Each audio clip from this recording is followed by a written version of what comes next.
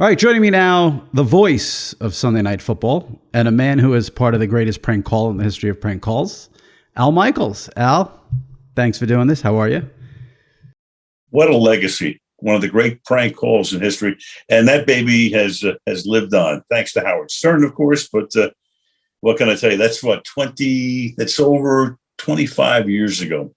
But not to be forgotten, lest anybody tries to forget it. That would be farcical. And you know that better than anybody, Jimmy. I do. And I have to try to be professional now and not spend the entire time I have with you talking about that prank call, because I could easily do that. I'm a very farcical person that way. But we need to talk about football and some other things going on. Let's start with this. Since we're taping this Wednesday afternoon and it just happened, a couple of hours ago, Aaron Rodgers testing positive for COVID. Obviously, because he's in a 10-day protocol, will miss the game Sunday against the Chiefs. So that means he's unvaccinated after he said he was immunized.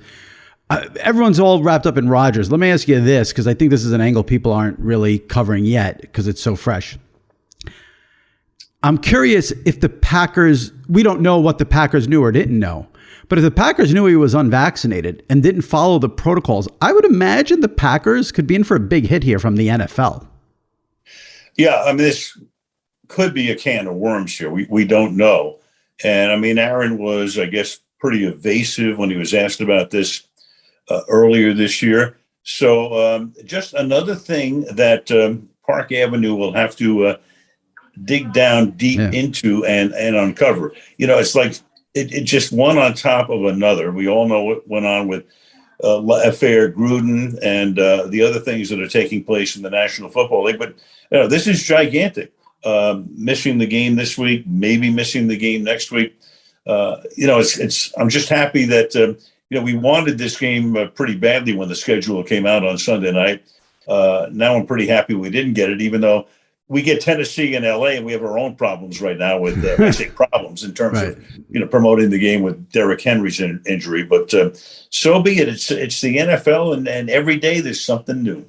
You read my mind, because my next question to you was going to be, when something like this happens, do you say to yourself, oh, I wish we had that game Sunday night? Because obviously, now listen, people aren't going to expect now the game to be that competitive. I think the Chiefs defense stinks, so maybe the Packers keep it close. But you have so much to talk about if you have that game. It's a Sunday 4:25 Fox game with Joe, Troy, and Aaron. When that story happens, is your first thought, I wish we had this game, or I'm glad we don't have this game? Well, it goes both ways. I mean, last week we're doing Dallas and Minnesota, and when it looked like Prescott wouldn't play, now we're thinking, gee, I wish we had another game. And then we all thought, Prescott was going to play because we watched him warm up. He was smiling. The Jones family came down with McCarthy. And Chris and I, driving out to the stadium on Sunday, we started talking about how we were going to open up the show because we were convinced that Prescott was not playing. So here's Cooper Rush. What are they going to do, et cetera, et cetera? We get out there. Now we're watching Prescott. Now we're starting to talk to each other about, let's open up the game with, Prescott was a game time decision. He's going. And then we find out he's inactive. So we went from, when the schedule came out, great game, to Dak not playing, to wish we had another game, to Dak looking like he was going to play, to now we're back into the game, to now Dak's not going to play. We don't want this game, but the game turned out to be great. And of course, Cooper Rush was the big story that night. Because I would think that, you have the Cowboys without Dak, the Packers without Aaron. I could think, though, I could still see you wanting the game, because then the upset like that happened with Cooper Rush playing as well as he did, that makes for a great sort of storyline as well. Oh, no question about it. And we've done enough games with new quarterbacks. I mean, we had, going back to the Monday night and Sunday night early years, Tony Romo's first game. So there's always a sense of mystery. But with a guy like Prescott, we wanted him because he's an MVP candidate. He's having a tremendous year, and the story is great to begin with.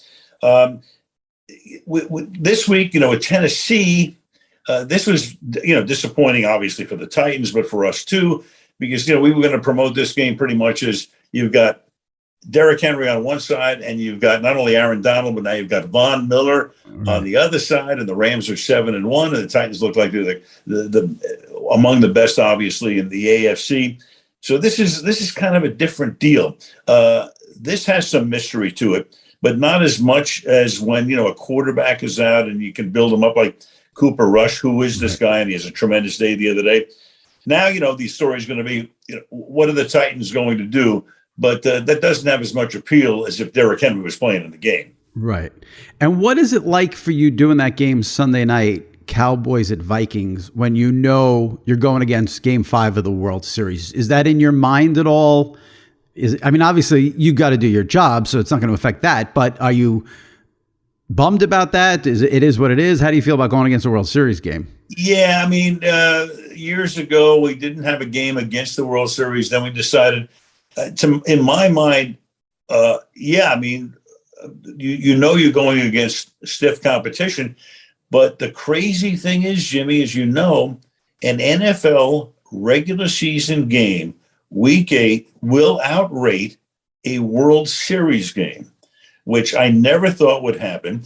In my first year, going back to Monday Night Football in 1986, it's the Mets Red Sox World Series, and the game was rained out on Sunday night, which meant they went against us on Monday night, which normally they wouldn't have it because of the rain out. Right. And then, of course, you had Mookie Wilson through Bill Buckner's legs World Series, and I was working with Frank Gifford that year, and Frank, was all football, no baseball. And we're driving out, we're doing Redskins at Giants in the Meadowlands. Meanwhile, you've got Game 6 of the World Series taking place at Shea Stadium.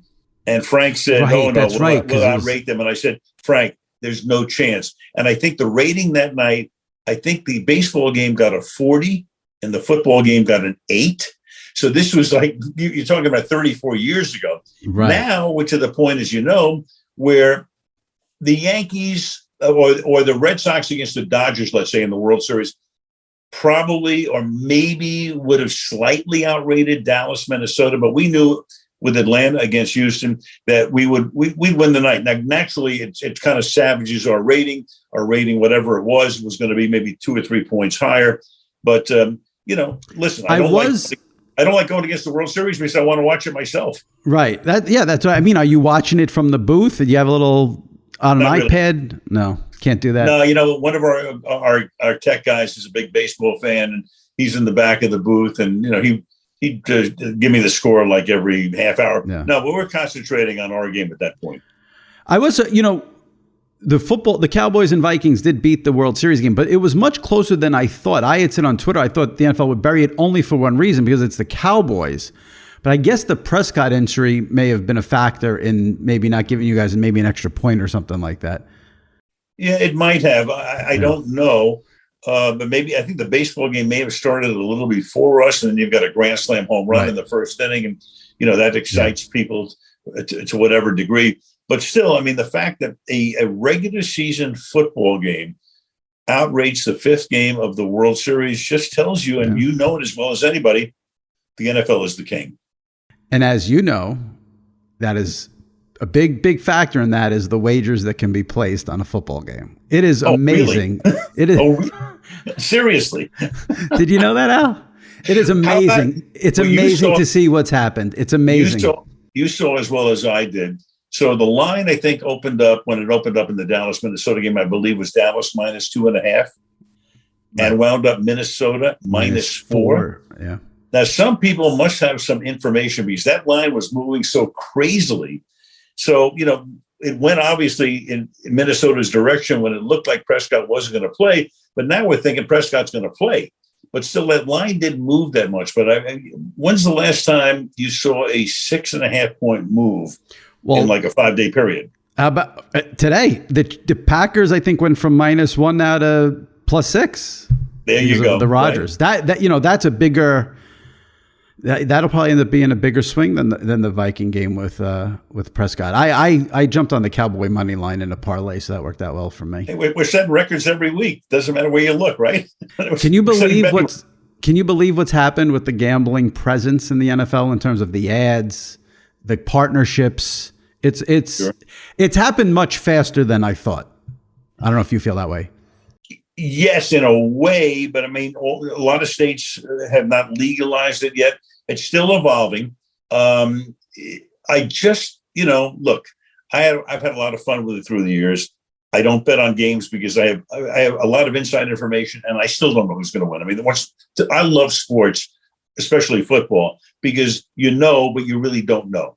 And then you get all kinds of like insane backdoor covers, like Houston and the Rams last week, right?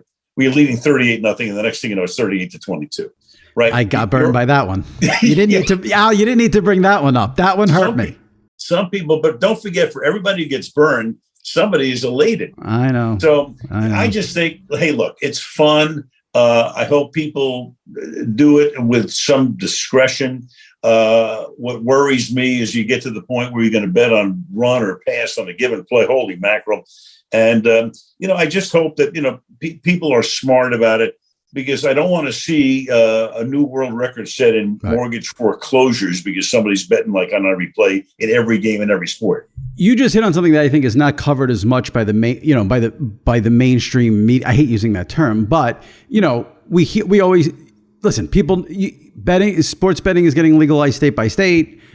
Everyone knows you could bet a side, a total, but when you see down to, how many catches this guy gets, how many yards this guy gets, will there be overtime? Will there be, the amount that you can bet on a game, especially, I know some sites will add a ton of more props to primetime games like yours with Chris on Sunday nights on NBC. You have their games. It's like you have 200 options basically. Too many. Those are people, they just need action on anything and everything. They bet on a cockroach race in somebody's basement or something. It's like, it's too much at a certain point. That's almost like you're to the point where you really do need some help. If you need action like every 15 seconds, good luck.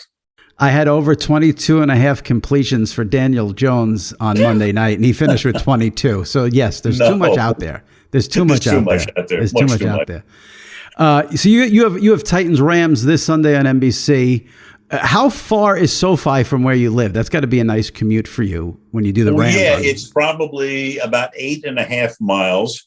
But in Los Angeles traffic, that could be anywhere from 11 minutes to a day and a half, an overnight visit at a hotel on the way down. I've heard that stadium is by far the worst stadium that's ever been built ever to get in and out of.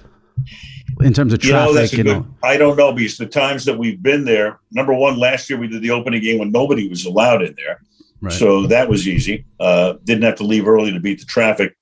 We did the opener there this year, and we get there 3.5 hours before the game. So we don't see that. There's no freeway that's next to it or a major road. So they're still trying to figure that out. And I think they're getting better from what I heard, but the stadium itself is off the charts. It is. If you find a better stadium than that in the world, I want you to call me collect. But what do you prefer a stadium like that, or do you prefer old school history like Lambeau or Arrowhead? It's kind of like saying, would you rather have a porterhouse or a filet mignon or a New York steak? I love them all. Arrowhead is amazing in the sense that the plans were drawn in the late 60s. Right. And, it doesn't look like the rest of the stadiums, but it's a great feel. And he built it. The stands are so close. Lambeau, of course, has the great history. And, they through the years, they've added on 6 or 7 different times. So Lambeau doesn't look like the Lambeau that was constructed in the 50s. I think of the modern stadiums, SoFi, Dallas, and where we were the other night, Minnesota, are the best because they have certain features that are a little bit different. They're not cookie cutter stadiums. Remember, we went through that period in the 70s where they were building stadiums in Cincinnati, Philadelphia, Pittsburgh, Atlanta. They were terrible. They were like soup tureens because they built them for baseball and football. Right. So I like the way the new stadiums have been constructed. And as I say, my holy trinity in football, LA, Minnesota, and Dallas, where the Dallas stadium is now 12 or 13 years old, and every time I walk in there, it feels big time. It just does. Yeah. All right, so let me ask you the most important question of the podcast, since you brought it up. If Al Michaels goes to dinner tonight, are you ordering a porterhouse, a filet, or a New York strip? probably New York, fewer calories. I love like a ribeye is great, but as well as I do. I don't like the ribeye. Well, I shouldn't say I don't like it. I prefer the others. I'll say that. Yeah. Actually, tonight I'm heading to a place where I'll probably have a little pasta. But this weekend, obviously, a big old juicy steak. And there's nothing better.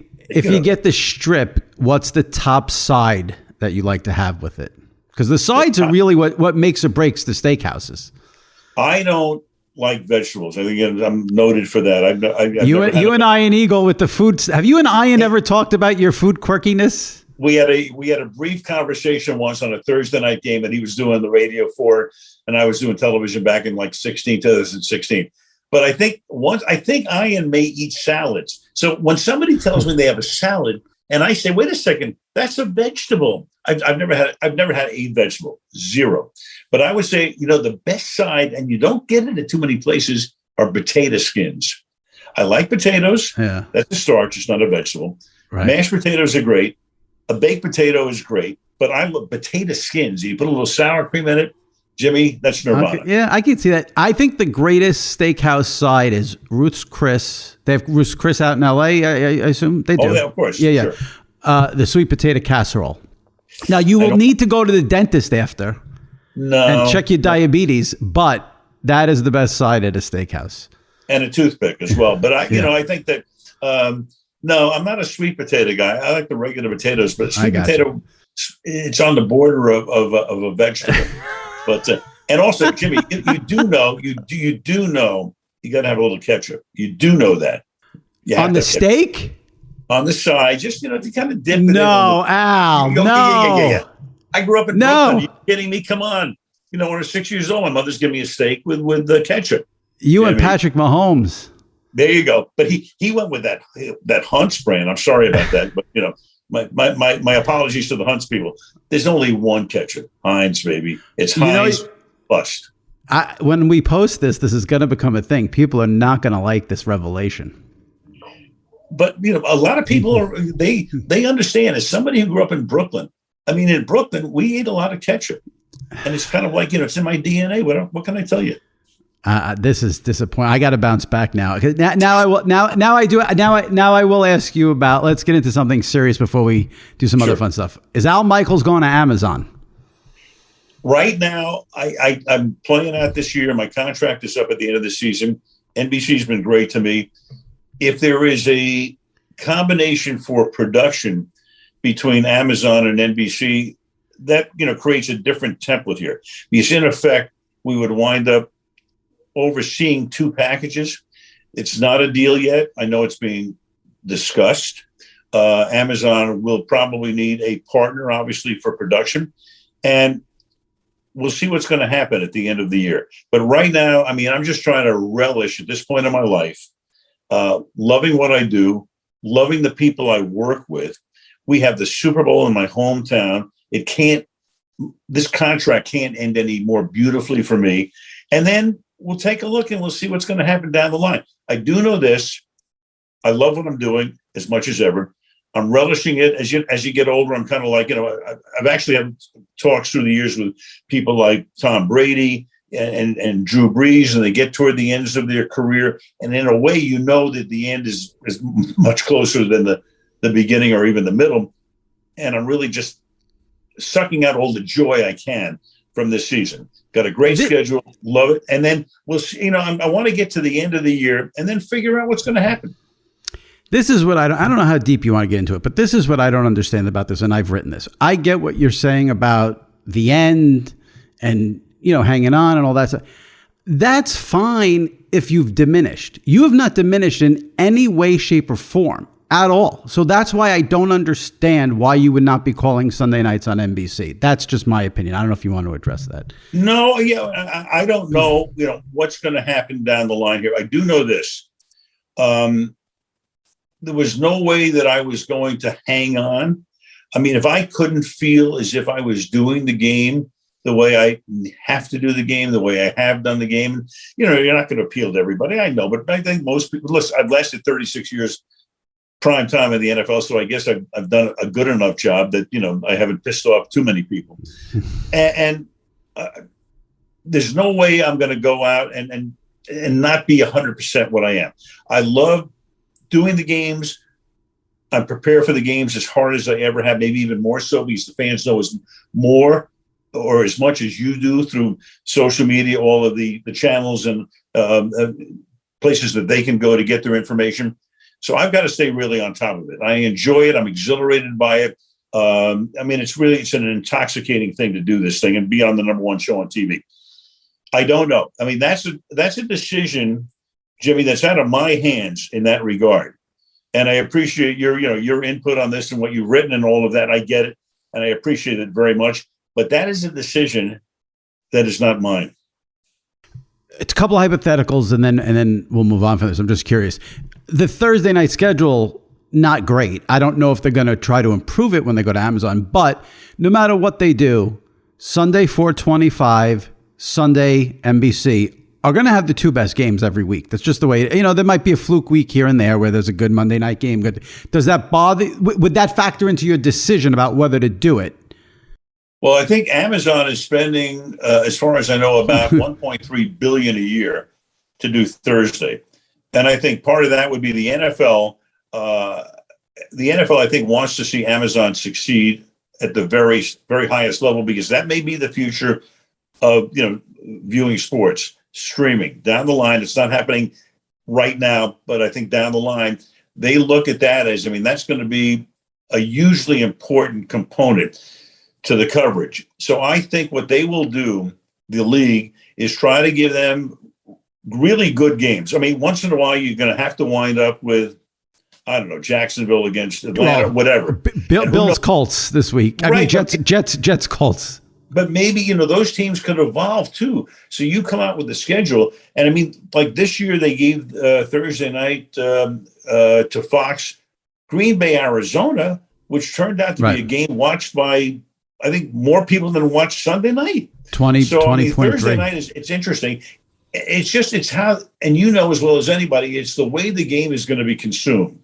And people will consume this game with their mobile devices. And it's kind of funny. I was thinking the other night, if I wind up doing this, and you used to say things like, when the camera would be right there and a guy would come in and right into the camera, you'd say he was going to come right into your living room. Now I can say he's going to come right into your phone, because a lot of people are going to be consuming it that way. So it's a different animal. We know that. Judge Judy just went to Amazon. Yeah, she's been on syndicated television. She went there. All this, the streaming, Netflix. So this is the new frontier. I get that. And I think that the league wants Amazon to succeed very strongly. And so as a consequence, you're going to have, some games that are not going to be very exciting, but you're going to wind up with some pretty good games when the schedule comes out. And then some games will evolve and turn out to be really good games. Right. Yeah, that happens every year. Last one on this. I have to assume, because of your stature, how long you've done this, your sort of where you're standing, all this. If you went, there's mixed, at first we heard it would be you and Chris going to Amazon, and, NBC has Tarico and Breeze waiting in the wings. Then we've heard just you going to Amazon. If you went to Amazon without Chris, I would assume you get a say on who the analyst is going to be. Or maybe not a say, but if they come to you and they say they want you to do with this guy, you can say not happening. Is that important to you, or you don't think you play I think, yes, a partnership is very important. Right. And if we go down the line and we do get to that point, there's no question about that. You'd have to, because this. Hold on one second. That's NBC telling you to stop talking about Amazon. That's right. It's like, hey, shut up already. You're trending on Twitter. Don't say anything about Amazon. No. The people you're working with are vitally important. And at this point in my life and career, I think what you need is somebody that you can trust, that has some experience, both as a partner and in the truck. It's vitally important because it all kind of connects together. And I'm very fortunate in the sense I've had the same producer, Fred Godelli, for 21 years, the same director, Drew Essicoff, for 22. I had John Madden for 7. Now I have Chris Collinsworth for 13. Michelle Tafoya, who's the best side reporter of all time, 13 or 14 years with Michelle in 2 different iterations. It works. And it's the old cliche about making the sausage. I don't know how the sausage is made, but I think at the end of the day, it tastes really good. And so I would have to have the confidence that the people that would be around me in any situation would be really good, would want to work their asses off too, and to present the best product we possibly could. All right, I'll move on. It sounds like Al's going to Amazon, but I'll move on. Now, right. Well, you and Andrew Marchand, right? Andrew calls me. I say, Andrew, what's new in my life? Come on. It's unbelievable. Andrew knows. Boy, I'm telling you, he's wired. All right, we'll move on to something here. We'll move on here because I got to tell you. So I went on Wikipedia just as basic research, and I mean we've talked about this when you've been on before. I mean your resume is absolutely ridiculous. The amount of things you've called over the years, it's crazy. But something here cracked me up. I want to get your reaction. They list every big event you've called. Now, it starts in 1972 with the Winter Olympics, and they actually have here Super Bowl LVI, which is in 2022. But I want to read you the list of the 2000s just to get to something here and get your reaction. These are the big events called by Al Michaels in the year 2000. Okay, year 2000, Super Bowl 34. 2000, Kentucky Derby. 2000, Preakness Stakes. 2000, Indianapolis 500, Stanley Cup Finals. Belmont Stakes. 2001, Indianapolis 500, Stanley Cup Finals, Super Bowl 37, 2006, Super Bowl, what is that, 40? 40, Super Bowl 43, 40. 2010 Winter Olympics, the butt fumble. The butt fumble. The butt fumble is now getting lumped in with the Olympics, the Stanley Cup. What was that like for you? Our boys at Wikipedia, right? I mean, it's like, where would the butt fumble rank? I mean, I'm like Zelig. I keep winding up in these crazy places. I mean, Jimmy, to me, the most ironic thing in my career is that a lot of people know me from the Winter Olympics in 1980, an earthquake at the World Series, and doing the play-by-play on a Bronco chase, of course, in 1994. Meanwhile, 36 years of doing the NFL in prime time, that's over here somewhere, right? A hockey game, an earthquake, and a Bronco chase. Yeah. So it's kind of crazy. And then the butt fumble is in there too. I mean, there's all kinds of like wild stuff. And once in a while, I'll take a look at a list and I'm go, wow, I forgot about that. But I've been so lucky because I've been in so many places where so many wild and crazy things have happened. And that's, that's just one of the list of 1,000. What is not the biggest, not the Olympics. What's the craziest game you ever called where you just couldn't believe an ending, a finish, or an outcome where you were just stunned beyond belief? I mean, I guess the hockey one is up there, but I'm talking about like a weird random one. Well, I mean, I think about, my favorite events. There were 2 Super Bowls. One is Arizona-Pittsburgh, which was tremendous. Where, what are the Cardinals doing in the game in the first place? And now they're leading with 2.5 minutes to go. And then Roethlisberger leads that drive at the end, and Santonio Holmes makes that amazing catch. I did the Malcolm Butler interception game. So those would be the 2 Super Bowls, right? Yeah. But I would say if there's something behind Lake Placid's by itself, I mean, nothing will ever top that. Yeah. Angels Red Sox in 1986. That gets forgotten because of the Mets Red Sox, and Mets Astros was great too. Correct. That was a postseason for the ages. Roger Angel, the great writer, did a great piece in the New Yorker about it several months later. But that game, I mean, the Angels, they have a 3-run lead in the 9th inning. They have a 3-1 lead in the series, and that's the Dave Henderson home run game. But the Angels come back and tie the game in the bottom of the 9th inning. And it was the 35th anniversary of it. And Mike DiGiovanna from the LA Times called me up, and we went back and thought about that game. And I mean, that was as intense a 1 hour from the top of the 9th through the bottom of the 11th I've ever seen. Because a lot of these other things, the Super Bowls ended dramatically, even though it's a 3-hour game.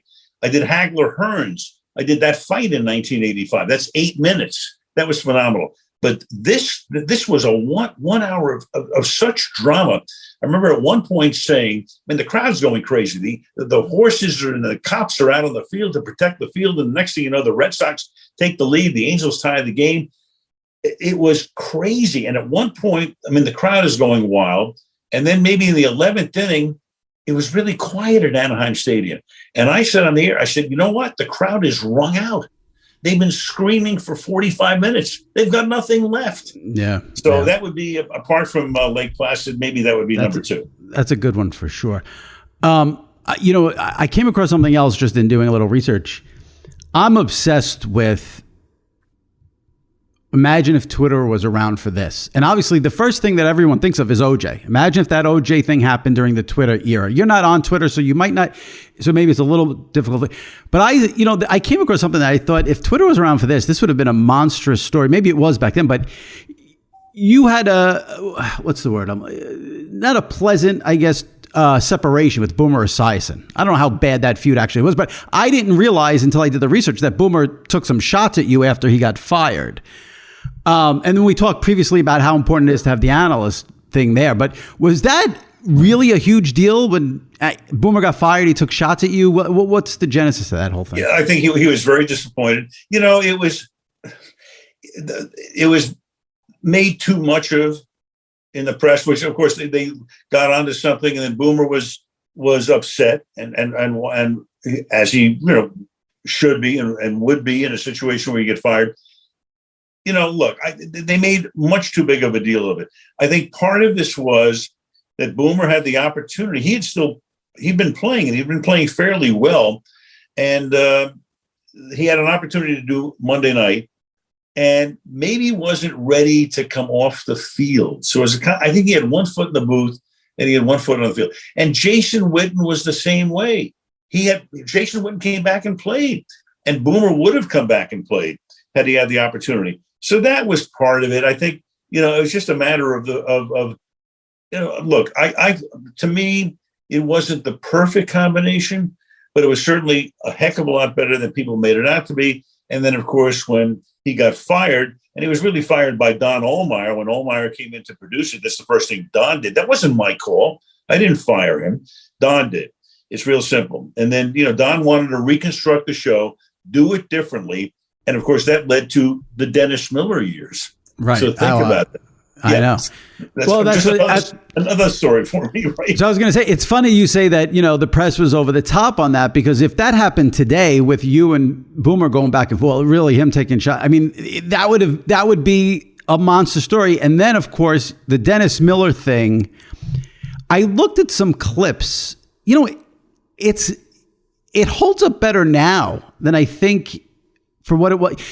I think now fans and networks have realized you need to be a little looser on these broadcasts. Right. Back then, that really wasn't the case. So it was really jarring back then to hear Dennis Miller on Monday Night Football. Yeah, it still might be jarring, and I'll tell you why. Because Dennis, one of the funniest people ever, unbelievable brain, comes up with some amazing lines. One of the problems I had is I wanted to laugh at almost everything he said, but if you start laughing, you sound like a hyena. Right. And don't forget, people are watching the game. You have the game, you have crowd noise, and you have the announcers. And one of the great things about Dennis, when he did his HBO show and other shows, is Dennis's facial expressions, his facial takes. So now, if you're watching a Dennis Miller show, you're seeing him, and he's got that look. It was great. He'd look confused or whatever, just the way he would contort his face when he said things. And that was as funny as some of the verbiage. When you're doing a football game, a lot of times people are watching the game. You got the crowd noise. You got 3 guys in the booth, and people would go, "What'd he say? What'd he say?" And a lot of what Dennis said, would have been 10 times better if you had him on camera. But you can't put him on camera in the middle of the game. Yeah. Anyway, it was... some of the greatest times ever were had with Dennis Miller over those 2 years. That's it. Now, speaking of offbeat broadcasts, what's your opinion of the Manning cast that's setting the sports media world ablaze? Well, I'm on it in a couple of weeks. Peyton called and he wants me to do the Ram 49er game. I think. Well, you and Peyton were supposed to do Sunday Night Football, according to Marshan, right? Wasn't that another story? Well, it was in the mix. I mean, yeah, Andrew was on top of it. I mean, was that close to happen? Was that close to happening? Well, I was under contract, so number one, I'd have to be extricated from the deal, and I don't know what happened on the Peyton side. I think Peyton had other things in mind. So no, it never really, I mean, Andrew was on top of it. I think that's what ESPN did want for sure. Yeah. I mean, and listen, everything I've heard from multiple people who would know, and you've probably heard the same thing. Peyton doesn't want to do 17 weeks. That's what I've heard from it. That's why they're only doing 10 weeks with this thing. Yeah. But Peyton also has a million other things going on too. Right. So tell me what you think of the Manning cast. I enjoy the byplay. I mean, first of all, Eli. I've known Eli pretty well, but I'm seeing a different side of Eli too. Right. Enjoying it, I think the yin and yang of that is great. My feeling about that is, if I really want to watch the game, I've got to go to the conventional broadcast. If the game is whatever, I'm not that interested in it, or it gets one-sided, yeah, it's kind of fun to go over there and see a different aspect or a different realm. But I mean, in terms of if I really want to concentrate on the game, and I really do, a lot of times we'll get teams a couple of weeks later or the next week that are on Monday night, and I really want to concentrate on the game. So I'm the wrong guy to ask in terms of, I'm not in the demographic. No, it's funny because be there every night. Well, it's funny because I waited 3 or 4 weeks to write about the show. I wanted to give it a chance, and I wrote the same exact thing. If the Bucks were playing the Cardinals, I'd watch the traditional broadcast. Mm-hmm. 2 weeks ago, when it's the Saints against the Seahawks and it's the unwatchable Geno Smith, I'll watch Peyton and Eli. And the thing that's happening now, I think, with Peyton and Eli, what I've noticed, at least just from Twitter reaction, everyone loves it, but you're hearing more and more each week about, no offense since you're going on there in 2 weeks, but less guests, fewer guests, more Peyton and Eli. People want to hear Peyton and Eli. And they've got a guest every quarter. Maybe they adjust it down the road or something like that. Mm-hmm. But, and I also think, and you're the perfect guy as the ultimate traditional broadcaster, there are some people going way too far saying this is the future. Well, maybe this will replace traditional telecasts. That's never going to happen. The NFL will never let that happen, but I'll let you weigh in on that ridiculous theory. No, it will never be the traditional telecast. And I think what you're going to see is that the other networks will probably go to like a second or an alternate type of feed. But I mean, first of all, start with who's doing it. Peyton and Eli are major stars, and they're really good at this. So good luck.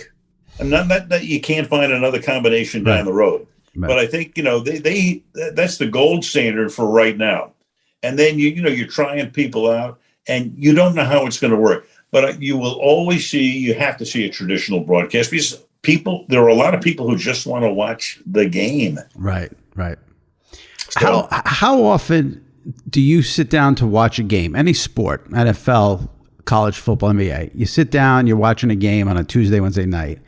And how often do you say to yourself when you're listening to the play-by-play guy, this guy stinks? No, you know what? I watch people and I think if I see somebody who has some talent and they're not, manifesting it maybe in the right way I'm kind of trying to think through this right now as you ask me the question. I never really thought about that, but there are ways I could be a mentor to a lot of these people. I think, not that I'm the be all end all, but I have the experience. And I watch some of the, the younger guys, and I know they're excited to be there. And it just, it evolves. I mean, to me, most of the guys that are doing the games, certainly at the highest levels, are pretty darn good, or they wouldn't be there. Right. But I don't sit there. I mean, maybe as a kid, I used to go, I'm as good as that. When I was 17 years old, I thought I could be the best announcer in Major League Baseball outside of Vince Scully. Right. But, I get it. I understand what some of them are going through. And I have a great appreciation for the guys that really are good. And there are a lot of them these days, Jimmy. Do you often get the younger play-by-play guys coming to you for advice or tips? From time to time, I do. Yeah. Yes. And a lot of times what I'll get ex-players too, who come to me and want to, know how to, handle certain situations. Look, I can sum this up this way in terms of broadcasting. I feel like the game, I've said this before, but the game is the melody. We provide the lyrics. And it's like singing a song. If the music is going one way and the lyrics are another way, it's cacophonous. It's like, wow, wait, that doesn't fit. So I'm always trying to, and I'm old enough. I've watched sports my whole life. I love sports. I get the rhythm of a game. I get where the game is. So, don't be over the top. If the game is really great, don't be down. Don't be low. Try to figure out where the game is. And part of this comes from being a fan, which I've been since I was 6 years old. And I kind of get the feeling of it. And especially growing up in New York and going to Ebbets Field when the Dodgers played there and Yankee Stadium and the Polo Grounds and going to Madison Square Garden, I get the rhythm of the crowd. I get the rhythm of the game. And I'm lucky because I grew up that way. My father took me to all these games when I was a kid, and I can still feel it. I'm really at heart, I'm a fan. Speaking of the rhythm of the game, this is the last one. I know you got to go. I'll tie it into sort of what we started this talking about Aaron Rodgers and COVID. I had Steve Levy on this podcast 2 weeks ago, the voice of Monday Night Football, and he talked extensively about the difference this year with the fans in the stands. I asked Steve a question about, he's in a 3-man booth. What's it like? 2-man, what do you prefer? And he said it's actually a 4-man booth this year. That's how he feels with the fans back. I mean, you've been doing this so long, you could do a game in a broom closet, but tell me for you what the difference has been like this season compared to last. It's energy, the energy in the stadium. I mean, last year they built this, $5 billion palace in my hometown, and we're doing Dallas and the Rams, first game ever there.